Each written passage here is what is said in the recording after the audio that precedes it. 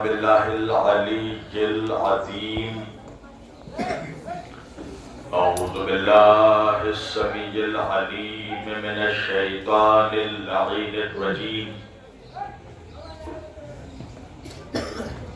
بسم اللہ الرحمن الرحیم الحمدللہ رب العالمین الحمدللہ الذی ہدانا لہذا وما كنا لنهتدي لولا ان هدانا الله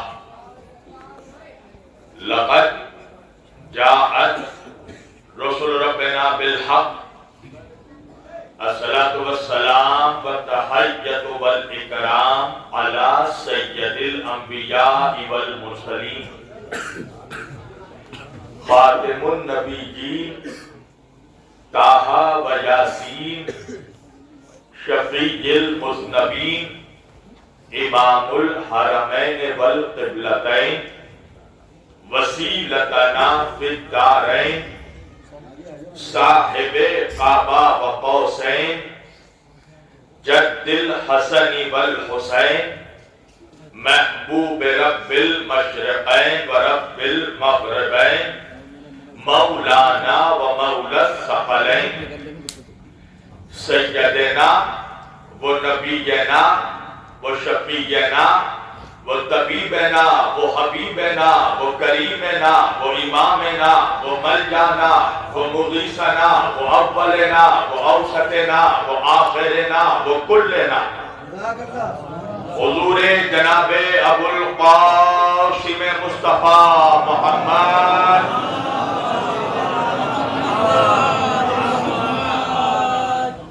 وَأَهْلِ بَيْتِهِ الطَّيِّبِينَ الطَّاهِرِينَ الْمَعْصُومِينَ الْمَظْلُومِينَ الْمُنْتَخَبِينَ الْمُنْتَجَبِينَ الْغُرِّ الْمَيَامِينَ وَلَعْنَةُ اللَّهِ عَلَىٰ أَعْدَائِهِمْ أَجْمَعِينَ مِنْ يَوْمِنَا هَٰذَا إِلَىٰ قِيَامِ يَوْمِ الدِّينِ أَمَّا بَعْدُ فَقَدْ قَالَ اللَّهُ تَعَالَىٰ فِي الْفُرْقَانِ الْحَمِيدِ والمحکم کتابہ المجید وقولہ الحق بسم اللہ الرحمن الرحیم یسبح للہ ما فی السماوات وما فی الارض الملک القدوس العزیز الحکیم هو الذی بعث فی الامیین رسولا منہم یتلو علیہم آیاتہ ویزکیہم ویعلمہم الکتاب والحکمہ وَإِن كَانُوا مِن قَبْلُ لَفِي ضَلَالٍ مُبِينٍ صدق اللہ المولانا العلی العظیم وبلغنا رسولہ النبی الامین الکریم ونحن علی ذلك لمن الشاہدین والشاکرین والحمد للہ رب العالمین. ایک بار دیگر درود پڑھے سب مل کر محمد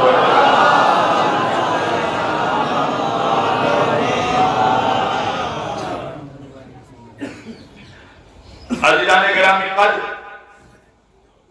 و عزیزان محترم و برادران ملت اسلامیہ بندگان توحید و عاشقان رسول و اہل بیت رسول گدا یعنی دربار بطول مولا آپ سبوں کے جذبہ ایمانی کو زندہ و سلامت رکھے. اللہ کی رضا اہل بیت اطہار علیہ السلام کی عطا جناب سیدہ کا حکم مومنین پلکنا کی محبتیں محترم برادر عزیز مولانا آصف صاحب کا خلوص یہ ساری چیزیں جب مشترکہ طور پر ایک جگہ جمع ہو گئی تو میں آپ کے روبرو آ گیا. عزیزان گرامی مجھ سے گزارش کی گئی ہے اعلان کے لیے جو میں آغاز میں کرنا چاہتا ہوں کہ 21 دسمبر بروز سنیچر 7 بجے شام کو بارگاہ حسینی مسجد زہرا باغ میں ہوگی زہرا باغ میں ہوگی جس میں قرآن اندازی کا بھی پروگرام ہے. آپ لوگوں کو کوپن لے کر ثواب دارین آپ لوگ حاصل کریں. کوپن باہر سے حاصل کر سکتے ہیں. مجلس کے باہر سے ایک صلوات پڑھیں محمد والا.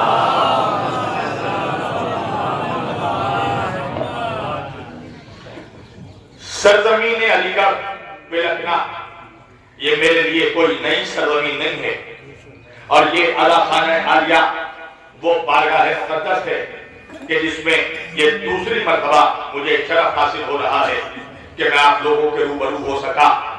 لہذا جو لوگ مجھے سن چکے ہیں وہ تو میرا مزاج جانتے ہی ہیں، جنہوں نے اب تک نہیں سنا ان کے لیے بتانا ضروری ہے کہ پلکنا والوں میرا بھی اپنا مزاج ہے. میں تقریر ہمیشہ مردوں کے درمیان کرتا ہوں، مردوں کے درمیان نہیں کرتا. ماشاءاللہ میرے سامنے سارے مرد موجود ہیں تو پتا چلے کہ مرد ہی بیٹھے ہیں.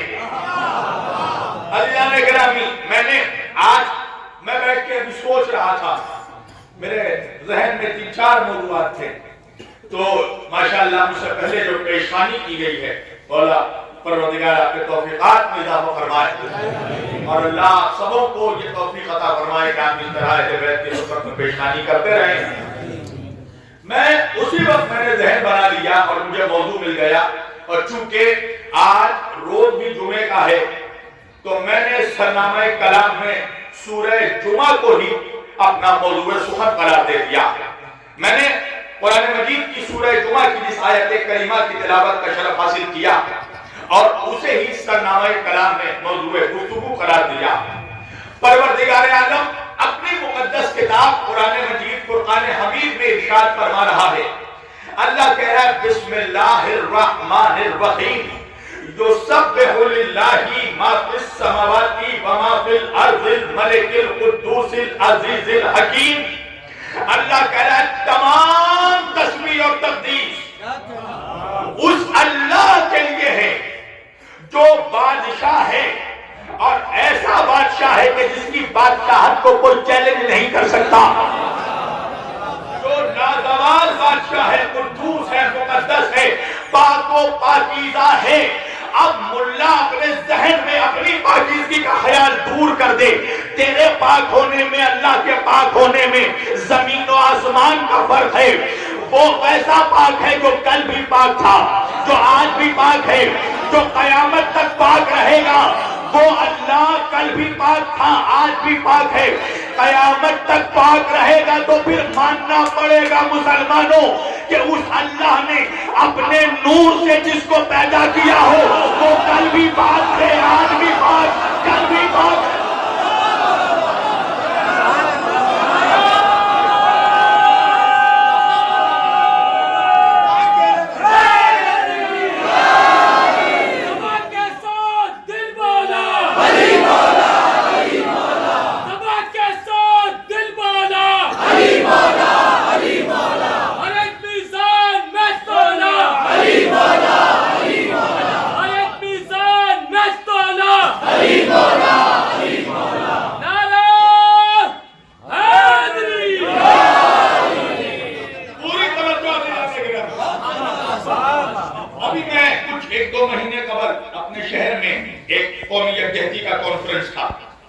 اس میں تمام مذاہب کے لوگ آئے ہوئے تھے. تو ہمارے وہاں ہائی کورٹ کے ایک لائر تھے جو ہمارے دوست بھی ہیں اور جوگی جی بھی ہیں، جوگی پرتیک مجومدار. انہوں نے وہ کمپیریٹیو اسٹڈیز کرتے ہیں اور انہوں نے فرق بتایا اسلام اور اپنے مذہب میں. وہ کہنے لگے کہ اسلام میں کنسپٹ یہ ہے کہ اللہ نبیوں کو بھیجتا ہے، یعنی بھگوان ایشور خدا اللہ گاڈ یہ اپنے نبیوں کو بھیجتا ہے بندوں کی ہدایت کے لیے، ضرورتوں کو پورا کرنے کے لیے، بھٹکی ہوئی انسانیت کو نجات دینے کے لیے. مگر ہمارے یہاں کنسپٹ یہ ہے کہ بھگوان خود چلے آتے ہیں. توجہ کیجئے گا. اور ہم ہر مذہب کا احترام کرتے ہیں، اور میں تو ہمیشہ کہتا ہوں ہمیں فخر ہے کہ ہم ہندوستان میں پیدا ہوئے. یہ وہ ملک ہے جہاں علی علی کرنے کی آزادی ہے، جہاں آزاداری کرنے کی آزادی ہے. اگر ہم کسی اور ملک میں پیدا ہوئے ہوتے تو شاید شبیر وارسی کا اب تک مزار بن چکا ہوتا. ہندوستان میں منافقوں کا زور اس لیے نہیں چلتا کہ یہاں کا ہندو بھی آزادار ہے. ہم تو اپنے ہندو بھائیوں کا احترام کرتے ہیں، ہر مذہب کا احترام کرتے ہیں، تو وہ بتانے لگے کہ اسلام میں اللہ بھگوان ایشور نبیوں کو بھیجتا ہے، مگر ہمارے یہاں بھگوان خود چلا آتا ہے دھرتی پر، اور جب جب دنیا میں پاپ بھرتا ہے، اس دنیا کو پاپ سے پنیہ کی طرف لے جانے کے لیے بھگوان خود پرکٹ ہوتے ہیں، بھگوان خود آتے ہیں، بھگوان خود آتے ہیں۔ توجہ کیجئے گا، ان کے بعد میری تقریر تھی، تو جب انہوں نے چراغ جلایا تو میں نے بھی اسی چراغ سے چراغ جلا دیا، اس لیے کہ چراغ سے چراغ جلانا بری بات نہیں ہے، کسی دوسرے کا چراغ کا تیل اپنے چراغ میں انڈیل لینا بری بات ہے۔ میں وہی بیٹھا تھا، میں نے کہا، میری تقریر جب شروع ہوئی، میں نے کہا جوگی جی ایک فرق آپ نے بتا دیا اسلام میں اور آپ کے مذہب میں، ایک فرق میں بتاتا ہوں۔ آپ کے مذہب میں، دھرم میں کنسپٹ یہ ہے کہ دنیا میں جب جب پاپ بھرے گا، کلیوگ آئے گا، تو بھگوان خود چلے آئیں گے، بھگوان آ جائیں گے، مگر ہمارے اسلام میں اللہ قرآن میں کہتا ہے وَنَحْنُ أَقْرَبُ إِلَيْهِ مِنْ حَبْلِ الْوَرِيدِ، میں تمہارے شہرک سے بھی قریب ہوں، تو ہمارے یہاں بھگوان کو آنے کی ضرورت نہیں ہے، اس لیے کہ ہمارا بھگوان کہیں جاتا ہی نہیں جو اسے آنے کی ضرورت ہو۔ ایک صلوات پڑھیے محمد والے محمد۔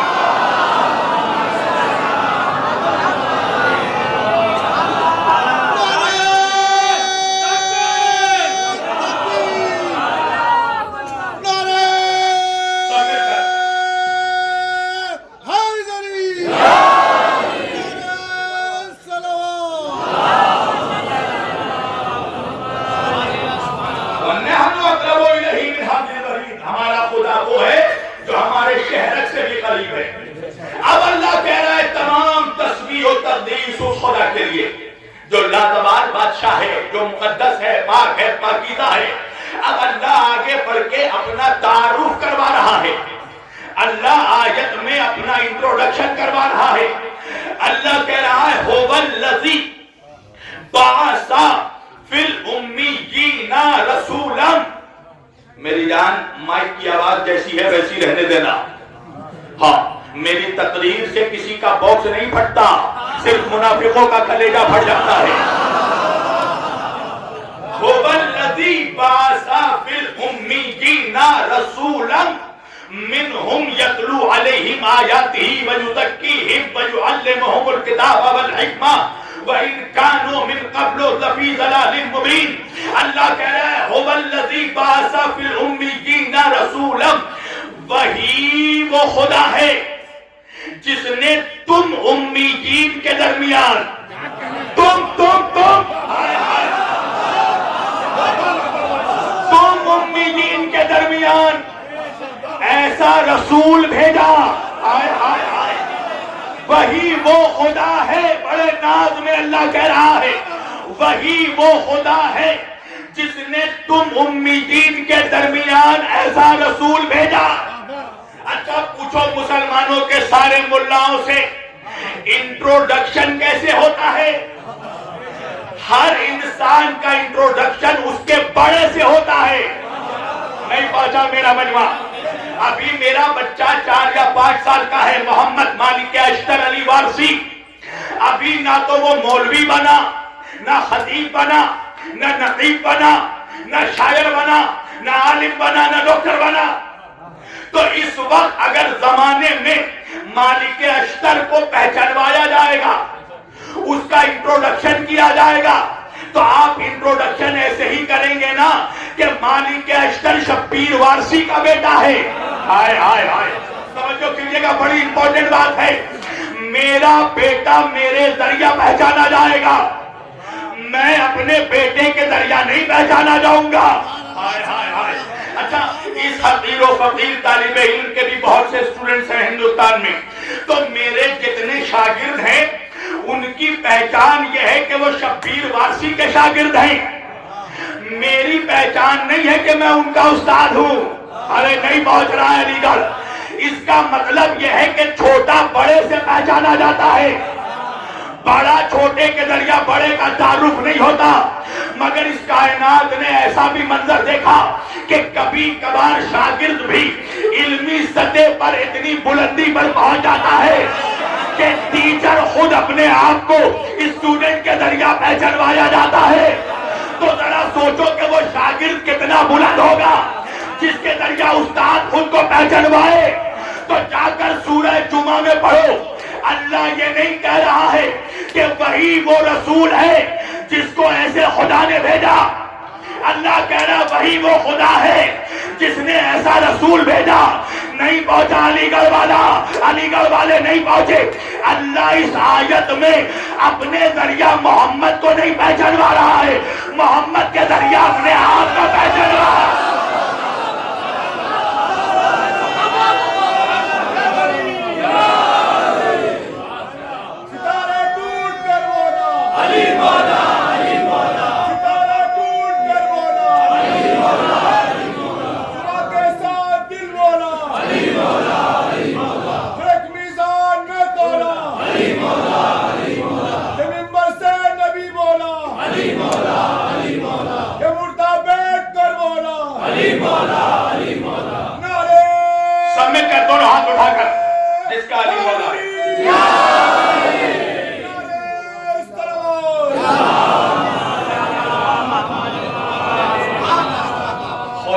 آیت میں اپنے نبی کا نہیں اپنا انٹروڈکشن کروا رہا ہے کہ وہی وہ خدا ہے جس نے ایسا رسول بھیجا۔ اللہ جانے وہ رسول کتنا بلند ہوگا جس کے ذریعہ خدا اپنا تعارف کروا رہا ہو۔ هو الذی بعث فی الامیین رسولا، وہی وہ خدا ہے جس نے تم امیین کے درمیان ایسا رسول بھیجا۔ پھر پڑھ رہا ہوں ترجمہ، اللہ کہہ رہا وہی وہ خدا ہے جس نے تمہارے درمیان ایسا رسول بھیجا۔ تم امیوں کے درمیان بھیجا، امی کو نہیں بھیجا۔ ہائے ہائے ہائے، جن کو تھوڑی بہت عربی آتی ہوگی وہ سمجھ رہے ہوں گے کہ فرق کیا ہے۔ تمہارے درمیان بھیجا، تمہارے درمیان بھیجا، تم امیوں کے بیچ میں بھیجا۔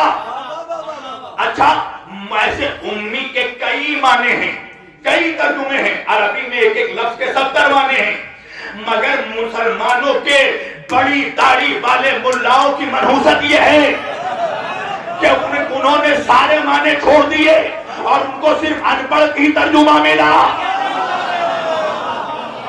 اگر ہم یہ بھی ترجمہ کرتے ہیں تو اللہ نعوذ باللہ اپنے نبی کو ان پڑھ نہیں کہہ رہا ہے، اللہ کہہ رہا تم ان پڑھوں کے درمیان بھیجا۔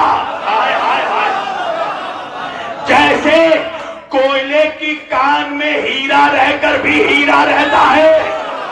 اب جملہ پڑھنا میرا کام، سننا پلکنے کا کام۔ جس طرح کوئلے کی کان میں ہیرا رہ کر ہزاروں سال ہیرا رہتا ہے اور ہیرے کے پہلو میں ہزاروں سال کوئلہ رہ کر کوئلہ رہا ہے۔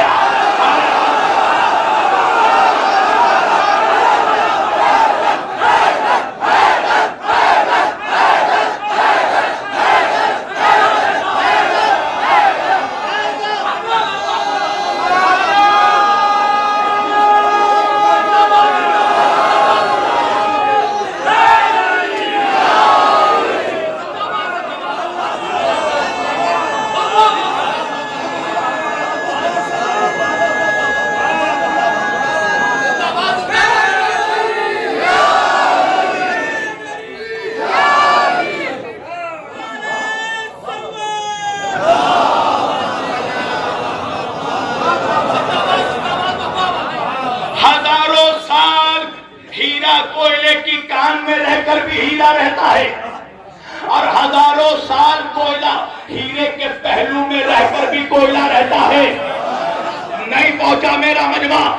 حضرت عزیر علیہ السلام اللہ کا نبی ہے، ایک بستی سے گزرے، ایک مرتبہ اللہ سے پوچھا پروردگار تو مردے کو زندہ کیسے کرتا ہے، زندہ کو مردہ کیسے کرتا ہے؟ اللہ نے کہا تمہیں یقین نہیں ہے عزیر؟ عزیر علیہ السلام نے کہا یقین ہے، مگر اپنے دل کے اطمینان کے لیے دیکھنا چاہتا ہوں۔ اللہ نے کیا کیا؟ کسی روایت میں ہے 100 سال، کسی روایت میں ہے 200 سال، حضرت عزیر علیہ السلام پر اللہ نے نیند طاری کر دی۔ 200 سال تک حضرت عزیر علیہ السلام سوتے رہے، مگر میں کیا کروں کہ صرف عزیر علیہ السلام نہیں سوتے رہے، ان کے پہلو میں ان کا گدھا بھی سوتا رہا۔ ٹھہرو 200 سال تک نبی سوتا رہا، نبی کے بغل میں گدھا بھی سوتا رہا، مگر 200 سال کے بعد اللہ نے جب جگایا تو نبی نبی رہا، گدھا گدھا۔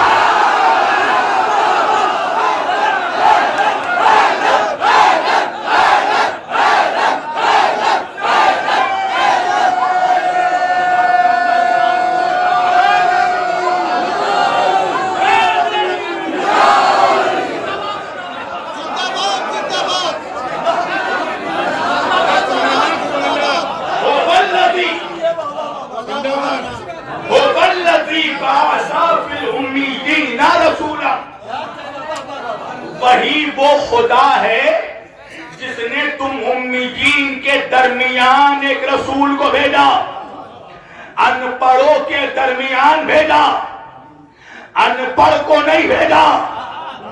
دلیل کیا ہے؟ اللہ آگے بڑھ کے کہہ رہا اس رسول کا کام کیا ہے؟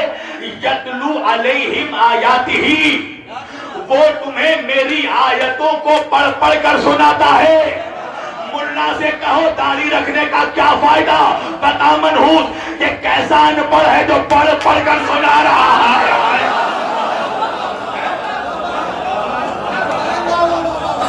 یہ کیسا ان پڑھ ہے جو پڑھ پڑھ کر سنا رہا ہو؟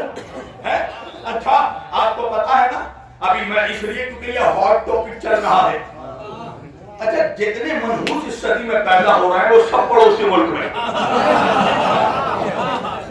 ایک منحوس وہاں سے کہنے لگا، مفتی ہے بھائی، میں ممبر سے مفتخوروں کا نام نہیں دیکھا۔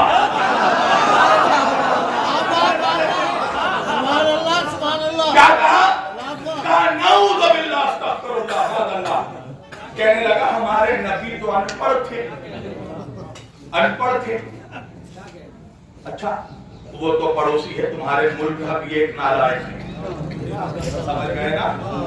ممبر سے نالائقوں کا نام نہیں لیا جاتا۔ اس نالائق نے بھی کہا کہ محمد صلی اللہ علیہ وسلم کو نعوذ باللہ لکھنا پڑھنا نہیں آتا تھا۔ تو جب اس بے غیرت سے پوچھا گیا کہ جب لکھنا پڑھنا نہیں آتا تھا تو قرآن کیسے پڑھ کر سناتے تھے؟ تو جواب یہ دیا کہ اصل میں ہمارے نبی کا قوت حافظہ بہت مضبوط تھا، میموری بہت شارپ تھا، تو جب اللہ ان پر وحی کرتا تھا تو وہ وحی یاد کر لیتے تھے، یاد کر کے صحابہ کو سناتے تھے، صحابہ پھر درختوں کے پتوں پر، ہرنوں کے کھالوں پر قرآن لکھتے تھے۔ توجہ، اور یہ سب جب ہو رہا تھا اس مولوی کا باپ کھڑا تھا اس منظر کو قید کرنے کے لیے، پوری توجہ۔ تو جب اس سے پوچھا گیا کہ نہیں یہ تو کوئی دلیل نہیں ہوئی، کوئی اصلی دلیل پیش کرو کہ نبی ان پڑھ تھے، تو یہ منحوس کہنے لگا وجہ یہ ہے کہ ہمارے نبی مکے کے کسی مدرسے سے انہوں نے تعلیم حاصل نہیں کی تھی، مکے کے کسی اسکول میں نہیں پڑھے تھے، مدینے کے کسی کالج سے ان کو ڈپلومہ نہیں ملا تھا، مدینے کے کسی یونیورسٹی سے ان کو ڈگری نہیں ملی تھی، اس لیے معاذ اللہ نبی ان پڑھ تھے۔ اب ایک بات انصاف سے بتانا علی گڑھ والوں، بھائی میں یہاں پر آیا ہوں مجلس پڑھ کے چلا گیا، اگر کوئی منحوس کہنے لگے شبیر وارسی تو ان پڑھ ہیں، تو مولانا آصف صاحب میرے بھائی کہیں گے نا ہمارے بھائی کو ہمارے خطیب کو ان پڑھ کیوں کہہ رہا ہے؟ تو کہنے والے نے کہا ہم نے علی گڑھ کے اسکول میں معلوم کیا ہے علی گڑھ کے کسی اسکول میں شبیر وارسی نہیں پڑھے، علی گڑھ یونیورسٹی سے ان کو ڈگری نہیں ملی، تو مولانا کہیں گے ان پڑھ وہ نہیں تو ہے منحوس۔ اگر شبیر وارسی کا علم چیک کرنا ہے تو علی گڑھ کے اسکول کالجوں میں نہ ڈھونڈ، اس شہر میں نہ جس شہر سے شبیر وارسی آیا ہے۔ تو اگر میرے نبی کا علم چیک کرنا ہے تو مکہ مدینے کے کالجوں میں نہ ڈھونڈ، عارض کرنا کہاں سے میرا نبی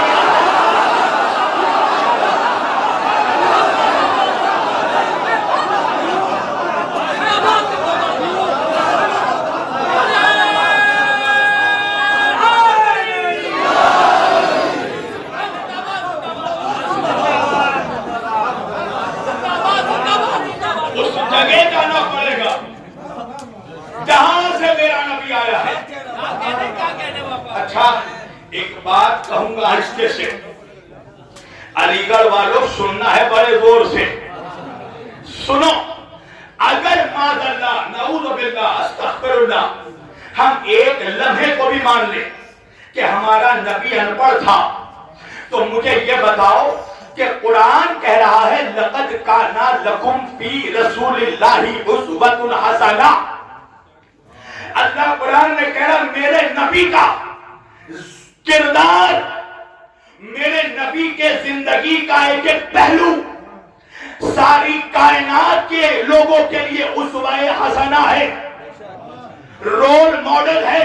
کیا مطلب؟ نبی کے زندگی کو ہمیں اپنی زندگی میں ڈالنا ہے، اس لیے کہ میرے نبی کی سیرت کا ایک ایک پہلو ہمارے لیے سنت ہے۔ کیا مطلب؟ جیسے نبی کھاتے تھے ویسے کھانا ہے، جیسے نبی پیتے تھے ویسے پینا ہے، جیسے نبی جاگتے تھے ویسے جاگنا ہے، جیسے نبی سوتے تھے ویسے سونا ہے، جیسے نبی جنگ کرتے تھے ویسے جنگ کرنا ہے، جیسے نبی صلح کرتے تھے ویسے صلح کرنا ہے، جیسے نبی سلام کرتے تھے ویسے سلام کرنا ہے، جیسے نبی کلام کرتے تھے ویسے کلام کرنا ہے۔ جو نبی کہتے رہے وہ سنتے رہنا، جو نبی کرتے گئے وہ کرتے رہنا، اسی کا نام ہے سنت۔ کیا مطلب؟ اگر میرے نبی کہیں کھڑے ہو تو کھڑے ہو جانا، اگر میرے نبی کہیں بیٹھو تو بیٹھ جانا، اگر میرے نبی کہے سو تو سو جانا، اگر میرے نبی کہے جاگو تو جاگ جانا، اگر میرے نبی کہے جنگ کرو تو جنگ کرنا، اگر میرے نبی کہے صلح کرو تو صلح کرنا۔ یا جملہ بدل کر کہہ دوں، اگر نبی کہے کھڑے ہو تو سونا حرام، آخری آدمی تک۔ اگر نبی کہے سو، اگر نبی کہے جاگے تو سونا حرام، اور اگر نبی کہے چپ رہو تو رونا حرام۔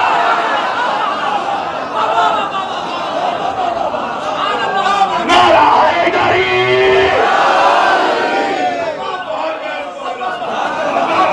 ایک بلند آواز سے صلوات پڑھے محمد والے محمد پر۔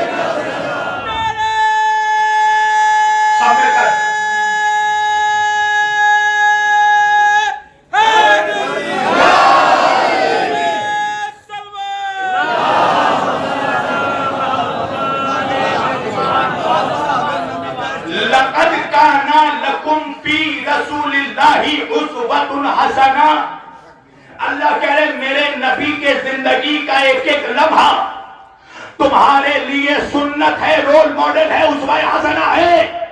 تو کہاں مر گئے میرے نبی کو ان پڑھ کہنے والے منحوس؟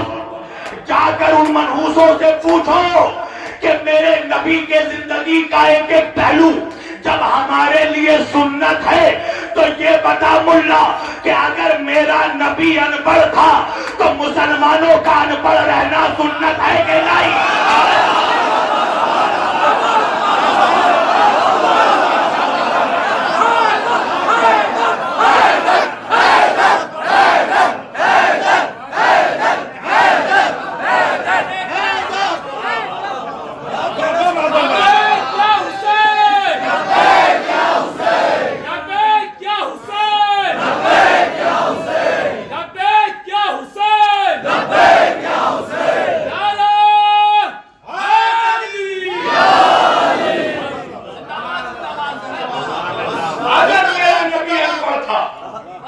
تو پھر ان پڑھ رہنا سنت ہے. ہر مسلمان کو چاہیے اپنے بچوں کو ان پڑھ رہنے دے. پڑھاتے کیوں ہو؟ کیوں پڑھاتے ہو؟ چیف رائے مسلمان. اچھا حدیث بھی سناتا ہے. کیا؟ قال رسول اللہ صلی اللہ علیہ وآلہ وسلم. ایڈوکیشنل کانفرنس بھی ہو رہے ہیں. میرے نبی نے فرمایا کیا؟ طلب العلم فریضۃ علی کل مسلمین والمسلمات. میرے آقا کی حدیث ہے کہ علم کا حاصل کرنا ہر مسلمان مرد اور عورت پر فرض ہے. Education is necessary and compulsory for every Muslim man and woman. The seeking of knowledge is compulsory for every Muslim man and woman. ہر مسلمان مرد اور عورت پر علم حاصل کرنا فرض ہے. ماں کی گود سے لے کر قبر کی گود تک علم حاصل کرو. اور تعجب کی بات یہ ہے کہ علم پر وہ زور دے رہا ہے نعوذ باللہ جو لکھا پڑھا ہی نہیں تھا. سوچنے کی بات ہے. دیکھو مسلمانوں بڑے غور کرنے کی بات ہے کہ جس رسول نے علم کو فرض قرار دیا, مستحب نہیں میری جان, فرض ہے.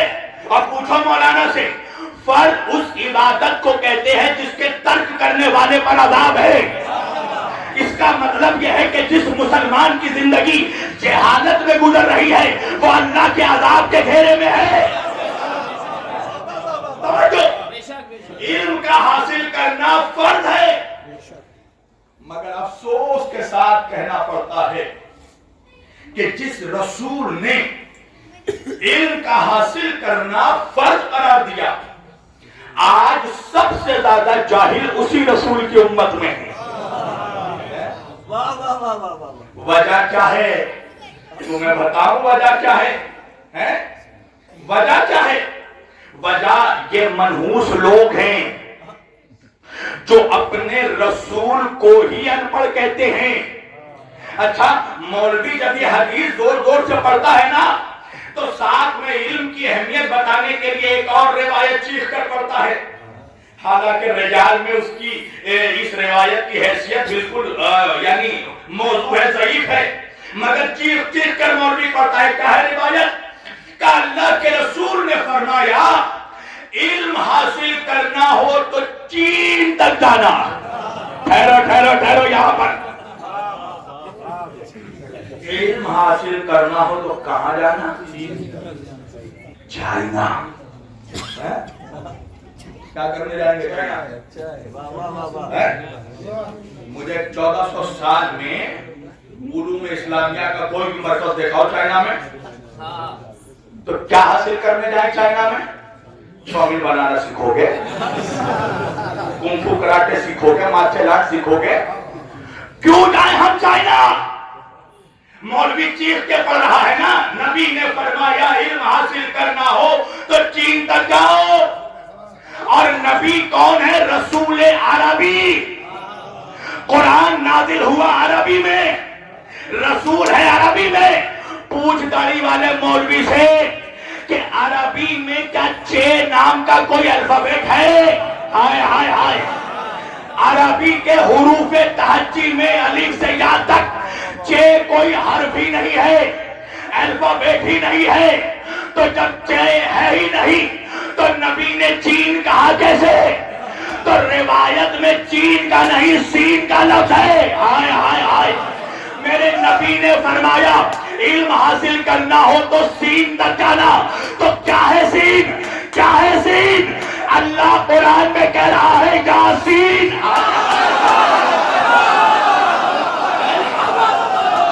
اللہ قرآن میں کہہ رہا ہے یاسین, یعنی سین ہے میرا نبی.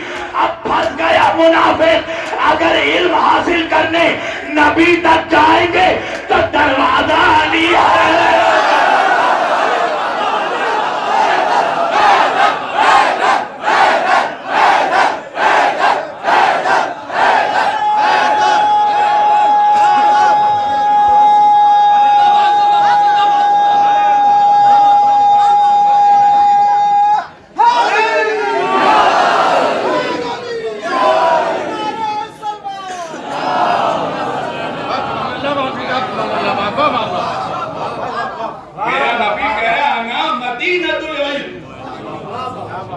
میں علم کا شہر ہوں، تو اس کا مطلب ہے مستقاؤ۔ اچھا آپ مسجدوں میں جاتے ہیں نا بھائی، کبھی نہ گئے، آج تو ضرور گئے ہوں گے۔ مسجدوں کے دروازوں پر مسجد میں انٹری کی دعا لکھی ہوتی ہے، دعائے دخول مسجد۔ کیا ہے دعا؟ پڑھنا مسجدوں کے دروازے پر، اللہم افتح لی ابواب رحمتک، اے اللہ۔ ہر مسلمان جب مسجد میں داخل ہوتا ہے تو وہ یہ دعا پڑھتا ہے۔ دعا کیا ہے؟ اے اللہ تو ہمارے لیے اپنی رحمتوں کے دروازے کھول دے۔ ہائے ہائے ہائے، اپنی برکت کے دروازے نہیں، نعمت کے دروازے نہیں، رحمت کے دروازے کھول دے۔ ہر مسلمان چاہتا ہے کہ اس پر اللہ کی رحمت کا دروازہ کھل جائے۔ پوچھ جا کر ملا سے، اللہ کی رحمت کون ہے؟ اللہ کہہ رہا ہے وَمَا أَرْسَلْنَاكَ إِلَّا رَحْمَةً لِلْعَالَمِينَ۔ تو اللہ کی رحمت ہے مصطفیٰ، مصطفیٰ کا دروازہ ہے مرتضیٰ۔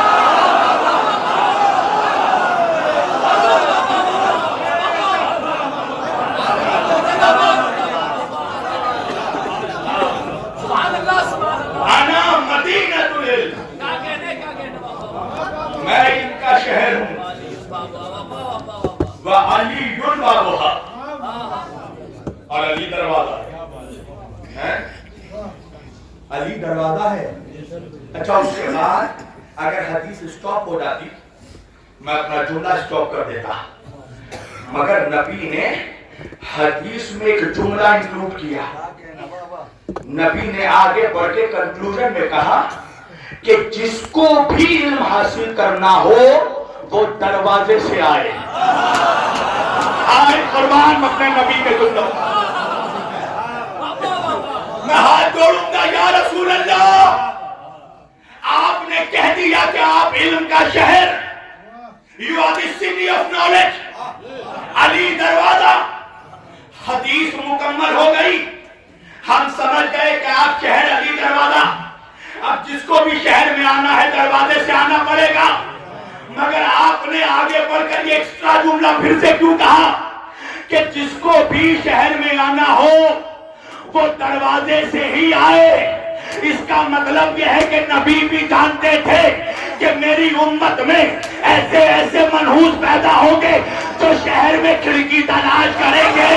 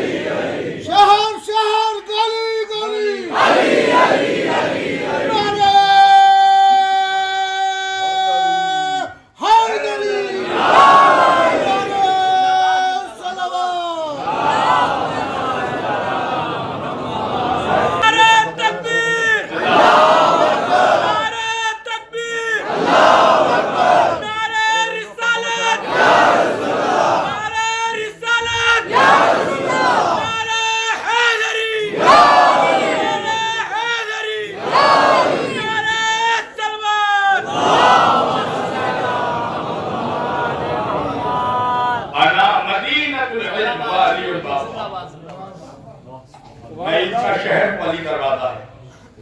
ایک منافق امام احمد بن حنبل کے زمانے میں، امام احمد بن حنبل کون ہے؟ اہل سنت کے فقہ کے ائمہ اربعہ، 4 اماموں میں سے ایک امام، اور یہ بہت قابل احترام ہے۔ قابل احترام اس لیے ہیں کہ یہی وہ امام احمد بن حنبل ہیں کہ جس نے پہلی مرتبہ تاریخ اہل سنت میں مولا علی علیہ السلام کا نام خلافت راشدہ کی فہرست میں شامل کیا۔ بہت بڑی بات کہہ رہا ہوں۔ اس کا مطلب یہ ہے کہ اس سے پہلے مسلمان جہالت کے اس نالے پر کھڑا تھا جب وہ علی کو خلیفہ راشد بھی نہیں مانتا تھا۔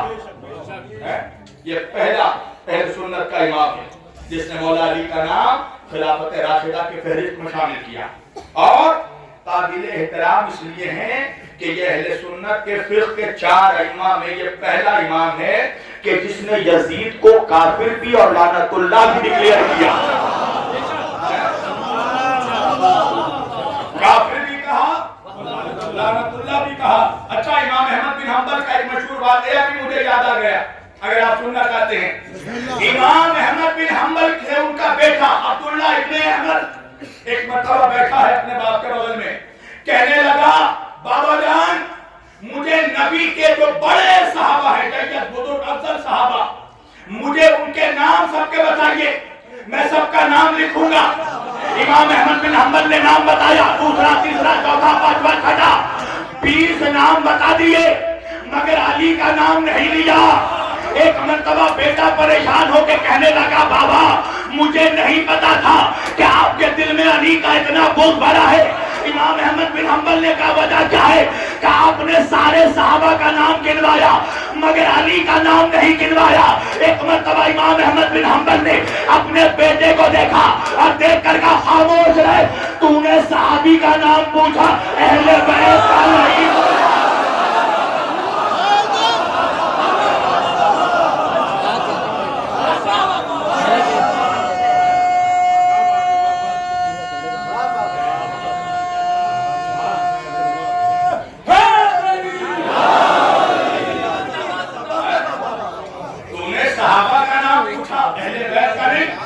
صحابہ کا اہل بیت سے کیا مقابلہ؟ وہ در والے ہیں، یہ گھر والے ہیں. صحابہ علامہ ڈاکٹر طاہر القادری کا ایک بڑا عظیم جملہ مجھے یاد آ گیا. ڈاکٹر طاہر القادری سے کسی نے پوچھا کہ صحابہ میں اور اہل بیت میں فرق کیا ہے؟ ڈاکٹر طاہر القادری کہتے ہیں صحابہ وہ ہیں جو نبی سے کاندھے سے کاندھا ملا کر چلتے تھے اور اہل بیت وہ ہیں جو کاندھے سے کاندھا ملا کر نہیں، نبی کے کاندھوں پر چلتے.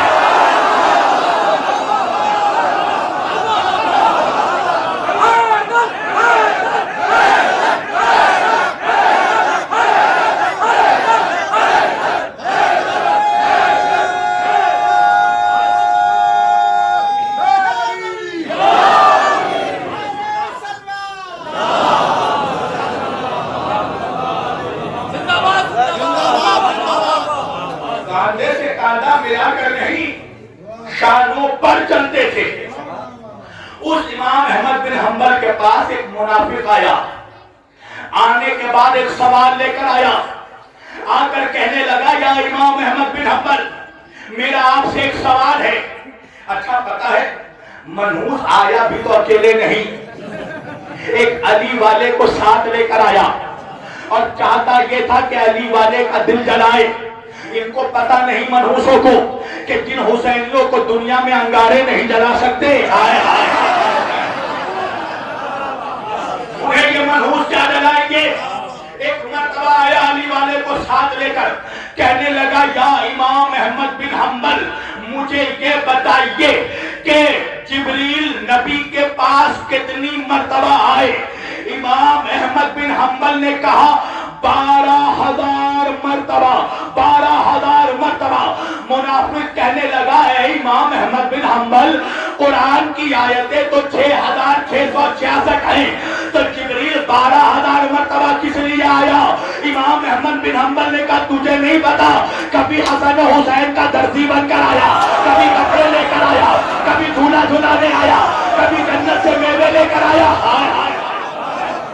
اب ایک مرتبہ امام احمد بن حنبل نے کہا جبریل نبی کے پاس 12,000 مرتبہ آیا. اب ایک مرتبہ اس منافق نے اپنی مروانی گرگٹی نگاہ گھمائی اور گھما کر علی والے کو دیکھا اور دیکھنے کے بعد ایک مرتبہ امام احمد بن حنبل کو دیکھا اور دیکھ کر کہا یا امام احمد بن حنبل جبریل نبی کے پاس تو 12,000 مرتبہ آئے، یہ بھی تو بتائیے جبریل علی کے پاس کتنی مرتبہ آئے؟ امام احمد بن حنبل نے مسکرا کر کہا 24,000 مرتبہ. منافق پریشان ہو گیا، یہ کیا بات ہے؟ علی کے پاس 12,000 مرتبہ، نبی کے پاس 12,000 مرتبہ، علی کے پاس 24,000 مرتبہ. ایسا کیوں؟ امام احمد بن حنبل نے کہا منحوس تجھے نہیں پتا، نبی شہر ہے، علی دروازہ ہے، جو شہر میں آئے گا دروازے سے وہ لوٹ کر جائے گا۔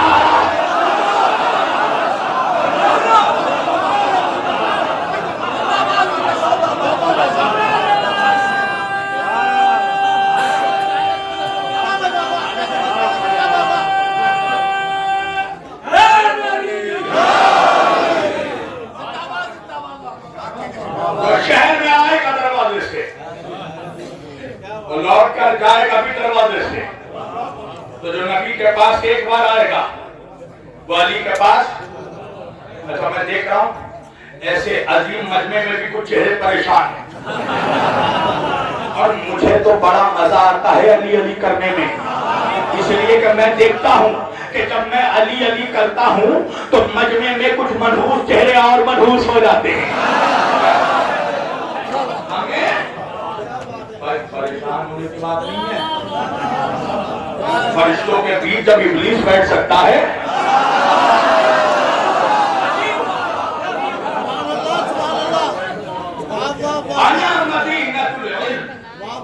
میں علم کا شہر ہوں، علی دروازہ ہے۔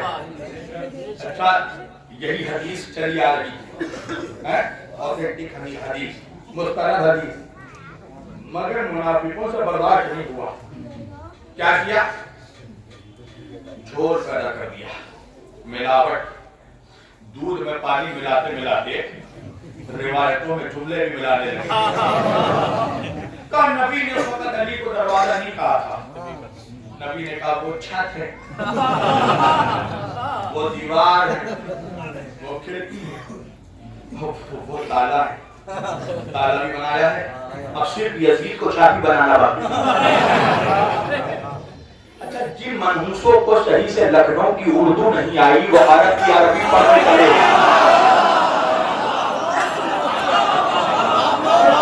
اگر نبی کہتے کہ میں علم کا گھر ہوں، انا بیت العلم، تو میں مانتا گھر کی چھت بھی ہوگی، دیوار بھی ہوگی، کھڑکی بھی ہوگی۔ نبی کہہ رہے میں شہر ہوں، بتاؤ منحوسوں کو شہر کا چھت نہیں ہوتا، شہر کا دروازہ ہوتا۔ صلوات پڑھے محمد و آل محمد پر۔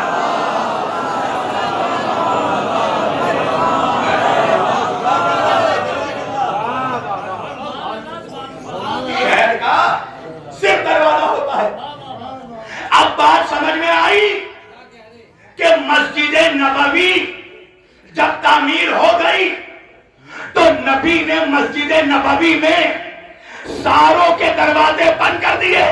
ہائے ہائے ہائے، تاریخ اسلام ہے، سارے دروازے، سب کے دروازے نبی نے بند کر دیے، صرف علی کا دروازہ کھلا رکھا۔ منافق پوچھنے لگا وجہ کیا ہے؟ سب کے دروازے بند کر دیے، علی کا دروازہ کھلا رکھا۔ میں نے کہا وجہ یہ ہے کہ نبی پر واجب تھا کہ جہالت کے دروازے بند کر دے، علم کا دروازہ کھلا۔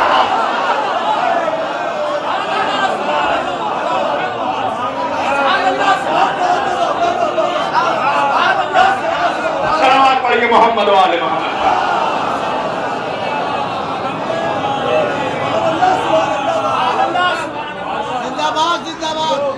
تھکنے لگے ہو کہ لکھنؤ والوں، ورنہ میری گاڑی تو ابھی پک اپ میں آ رہی تھی۔ اچھا دامنے وقت میں بھی ذرا گنجائش، میں کیا کروں بھائی، 12 کے بیچ میں یہ 3 منحوس رکتے ہی نہیں، کسی طرح نہیں رکتے۔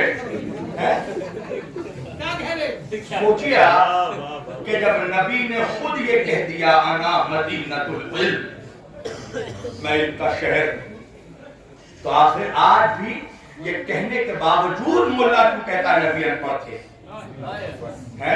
کیوں؟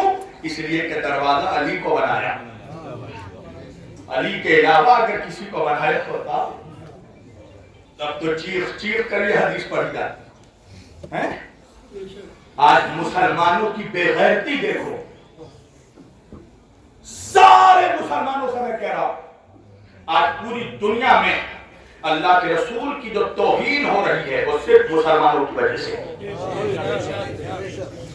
تمہاری صحیح کتابوں میں غلط غلط روایتیں لکھی ہوئی ہیں جو نبی کے شان کو مجروح کرتی ہیں، ایسی روایتیں تم نے اپنے کتابوں میں لکھی. تبھی تو دو دو ٹکے کا ملا کہہ رہا ہے ہم کیسے تھے.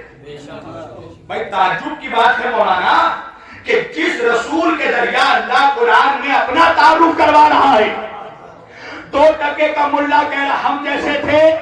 بھائی تعجب اسی بات کی ہے نا علی گڑھ کے جوانوں کہ جن منحوسوں کا چہرہ دیکھ کر دن کے اجالے میں ان کی بیویاں خوفزدہ ہو جاتی ہیں، وہ کہہ رہا ہے محمد ہم جیسے تھے.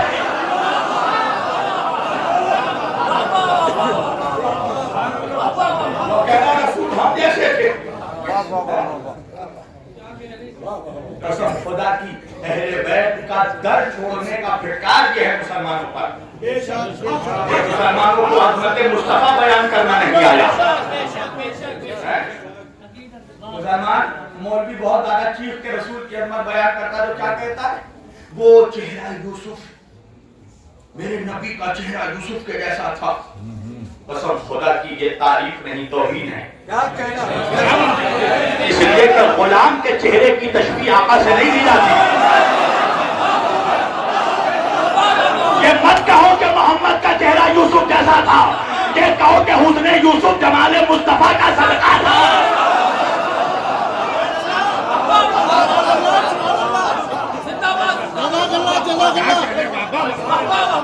یوسف کو حسن عطا ہوا تو مصطفیٰ کے صدقے.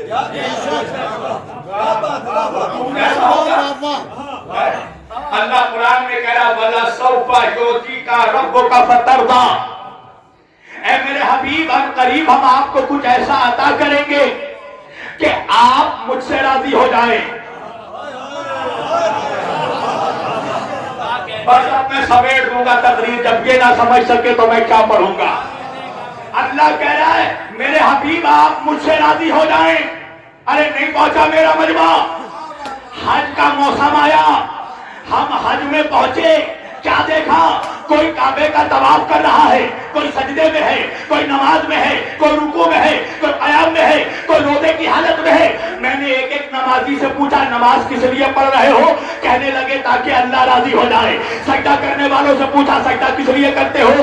کہا اس لیے کہ اللہ راضی ہو جائے. قیام کرنے والوں سے پوچھا قیام کس لیے کر رہے ہو؟ کہا اس لیے کہ اللہ راضی ہو جائے. سلام کرنے والوں سے پوچھا سلام کس لیے کر رہے ہو؟ کہا اللہ راضی ہو جائے. طواف کرنے والوں سے پوچھا طواف کیوں کر رہے ہو؟ کہ اللہ راضی ہو جائے. حاجیوں سے پوچھا حج میں کس لیے آئے ہو؟ کہ اللہ راضی ہو جائے. اب میں امتیوں کی صفوں سے نکلا عالم معرفت میں انبیاء کی صفوں تک پہنچا. میں نے آدم سے پوچھا توبہ کس لیے کی؟ کہ اللہ راضی ہو جائے. میں نے ابراہیم سے پوچھا آگ میں سجدے کیوں کر رہے ہیں؟ کہ اللہ راضی ہو جائے. میں نے یونس سے پوچھا مچھلی کے پیٹ میں تسبیح کیوں پڑھ رہے ہیں؟ کہ اللہ راضی ہو جائے. میں نے داؤد سے پوچھا سلیمان کی بادشاہت کیوں کر رہے ہیں؟ کہ اللہ راضی ہو جائے. میں نے یا ابراہیم سے پوچھا بیٹے کے گلے پر چھری کیوں رکھی؟ کہ اللہ راضی ہو جائے. میں نے موسیٰ سے پوچھا دریا میں راستہ کیوں بنایا؟ کہ اللہ راضی ہو جائے. میں نے عیسیٰ سے پوچھا مردے کو زندہ کیوں کیا؟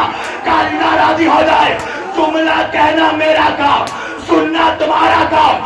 سارا جہان یہ چاہتا ہے اللہ راضی ہو جائے. اللہ یہ چاہتا ہے محمد راضی ہو جائے.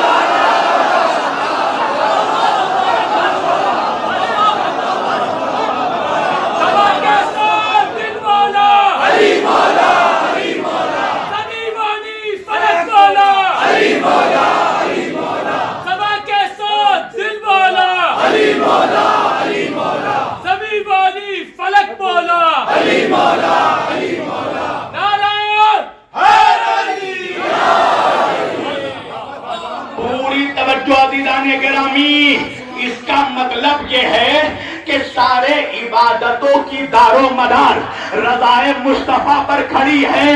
رضائے مصطفیٰ پر کھڑی ہے.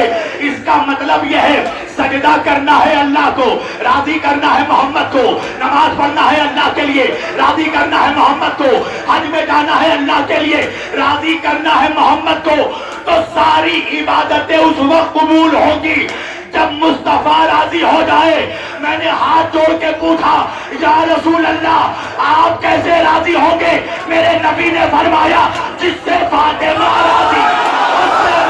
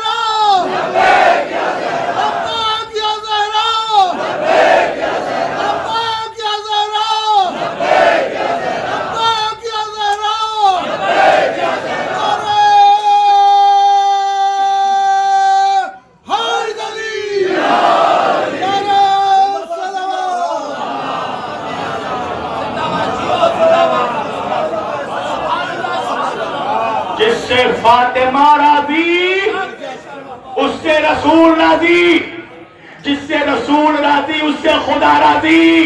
تو ملاؤ آج کے بعد تمہارا جی جسے بھی چاہے شوق سے رضی اللہ کہنا، مگر تاریخ میں یہ بھی دکھانا اس سے فاطمہ راضی تھی کہ نہیں۔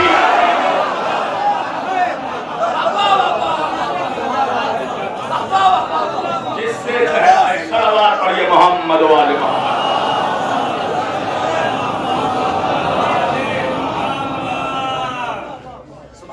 جس سے سیدہ راضی اس سے مصطفیٰ راضی، جس سے مصطفیٰ راضی اس کا خدا راضی۔ اور میرے نبی نے فرمایا جس نے فاطمہ کو اذیت دی اس نے مجھے اذیت دی، جس نے فاطمہ کو ناراض کیا اس نے مجھے ناراض کیا۔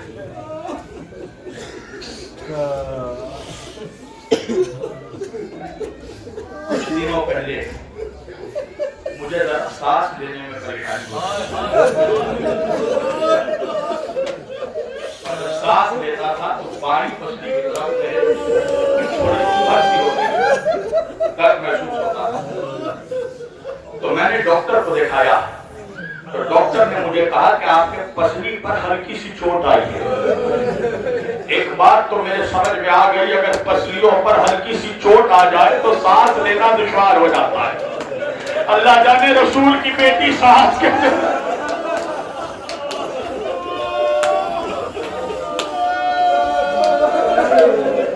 مسلمانوں، تم نے کائنات میں کسی بادشاہ کی ایسی جوان شہزادی دیکھی جو 18 سال کی عمر میں عصا کا سہارا لے کر چل رہی ہو؟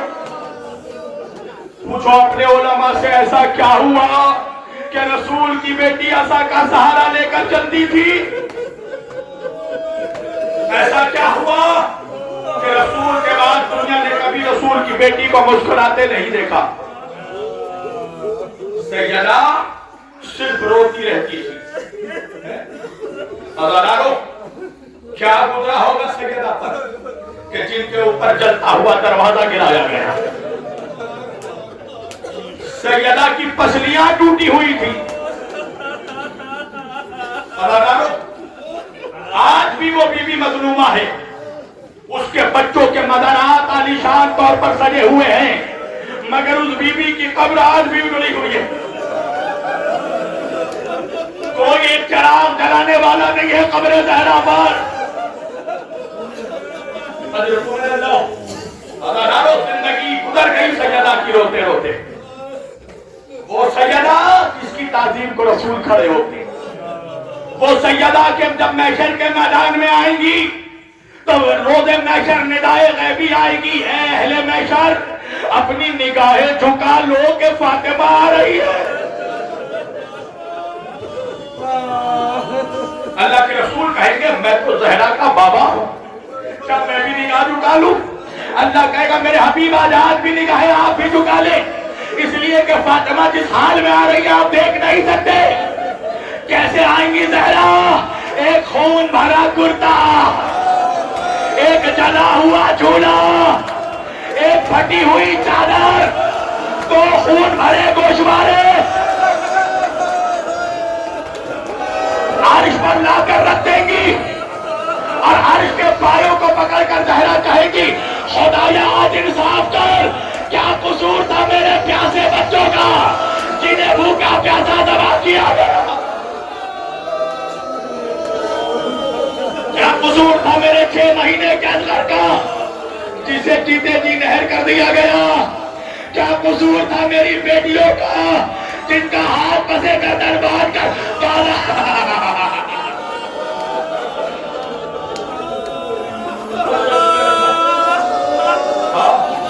عزادارو رو لو، عزادارو، یہ دن عاشور سے کم نہیں گئے، آج سے آل محمد پر مصیبت کا آغاز ہو گیا۔ جب آئے علی، کئی مہینے گزر گئے، علی گھر پہ آئے، دروازہ کھولا، سیدہ کو دروازے کے پہلو میں بیٹھ کر روتا ہوا دیکھا۔ ایک روز علی نے پوچھا سیدہ میں جب بھی گھر آتا ہوں آپ کو دروازے کے پہلو میں بیٹھا روتا دیکھتا ہوں، وجہ کیا ہے؟ سنو گے اپنی بیوی کا جواب؟ رسول کی بیٹی کہتی ہے یا علی میں انتظار میں ہوں، کوئی تو مسلمان آ کر مجھے میرے بابا کا پرزا۔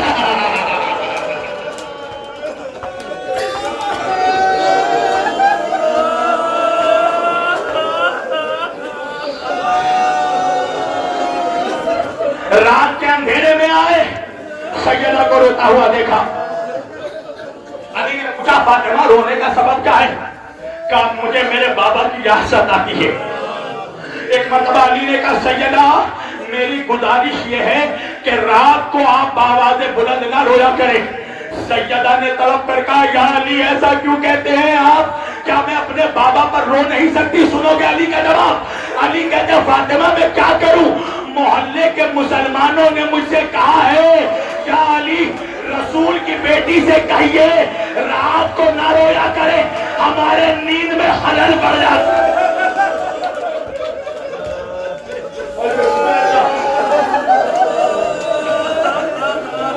فاطمہ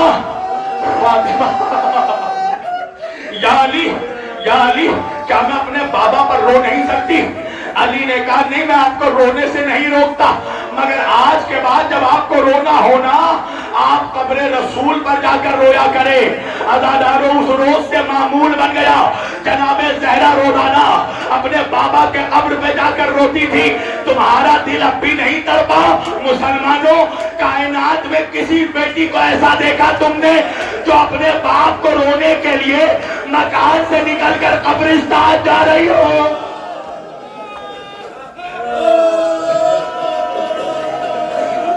سیدہ کو گھر میں رونے نہیں دیا گیا۔ روز سیدہ قبر رسول پر جاتی تھی۔ جب کچھ دن گزر گئے نا، علی ایک مرتبہ پھر گھر آئے، سیدہ کو پھر روتے دیکھا۔ کہا فاطمہ آج قبر رسول پر نہیں گئی؟ سیدہ نے کہا گئی تھی۔ علی نے کہا تو پھر گھر میں رونے کا سبب کیا ہے؟ عزادارو کلیجے میں ہاتھ رکھنا۔ فاطمہ کہتی ہے یا علی میں قبر رسول کے پاس جس درخت کے سائے میں بیٹھ کر روتی تھی آج کسی نے وہ درخت کاٹ دیا۔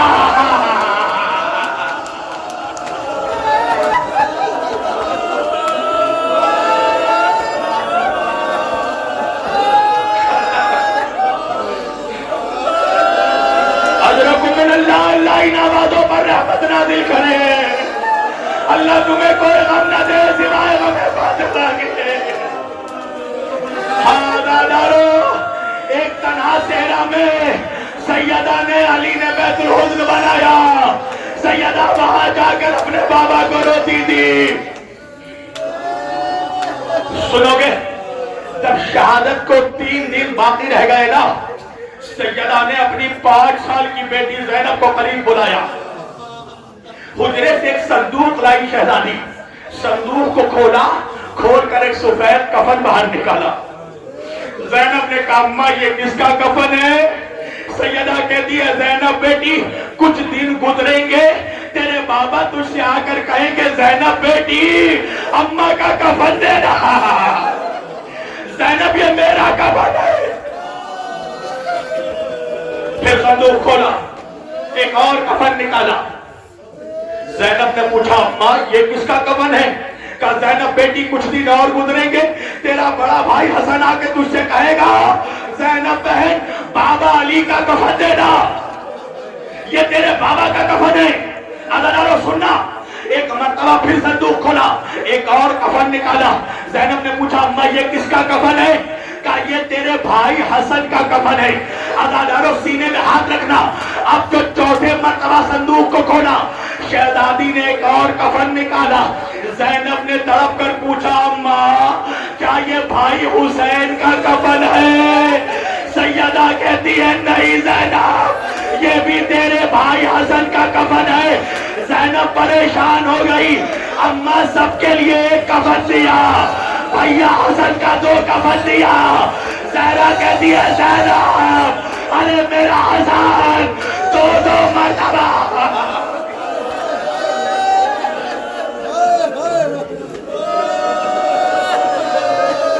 اجرکم من اللہ، یہ کہہ کر فاطمہ نے صندوق بند کر دیا۔ کچھ لمحہ گزرا تھا، ایک مرتبہ زینب حضرت سے ماں کا چہرہ دیکھنے لگی۔ سیدہ نے کہا زینب ایسے کیا دیکھ رہی ہے؟ ایک مرتبہ زینب نے ننھے ہاتھ جوڑ کر کہا اماں کیا بھائی حسین سے ناراض ہو؟ بی بی زہرا کہتی ہے زینب ایسا کیوں کہہ رہی ہے؟ کہ اماں سب کا کفن دیا، میرے بھیا حسین کا کفن نہیں دیا۔ ارے قیامت ہو گئی۔ زہرا نے سر پر ہاتھ مارا، ارے زینب کیا پوچھ لیا؟ اس کا کفن کیا دوں جو بے گور و کفن کربلا۔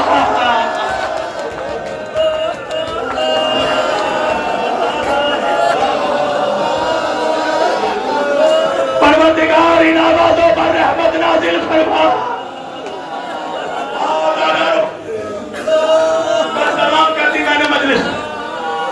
شب شہادت آ گئی، علی کو قریب بلایا، یا علی وصیت ہے میری، میرا جنازہ دن کے اجالے میں نہیں رات کے اندھیرے میں اٹھانا، فلا لوگوں کو میرے جنازے میں شریک مت ہونے دینا، میرے بچوں کا خیال رکھنا، آپ کو پتا ہے نا میرے حسین کو پیاس بہت لگتی ہے۔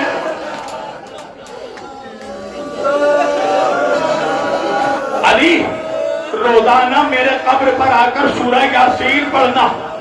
علی روزانہ قبر فاطمہ پر جا کر سورہ یاسین کی تلاوت کرتے تھے۔ ایک روز علی تلاوت کر رہے تھے، فاطمہ کی قبر میں زلزلہ طاری ہو گیا۔ ایک مرتبہ علی نے قبر میں ہاتھ رکھا، فاطمہ کیا ہوا؟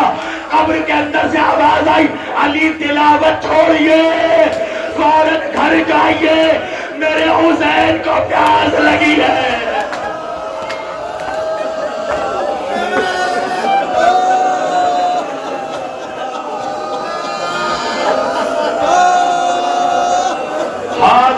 میں نے سارے مصائب کے جملے چھوڑ دیے، بس 2 منٹ۔ ہاں دادارو بیٹی باپ سے ملاقات کو چلی گئی، علی نے فاطمہ کو غسل دیا، وہ علی جس نے کبھی چیخ جس کی نہیں نکلی، ایک مرتبہ دنیا نے علی کو چیخ کر روتے دیکھا۔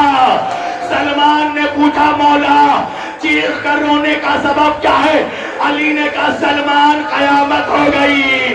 ارے فاطمہ نے مجھے بتایا نہیں، فاطمہ کی پسلیاں، زہرا کی پسلیاں۔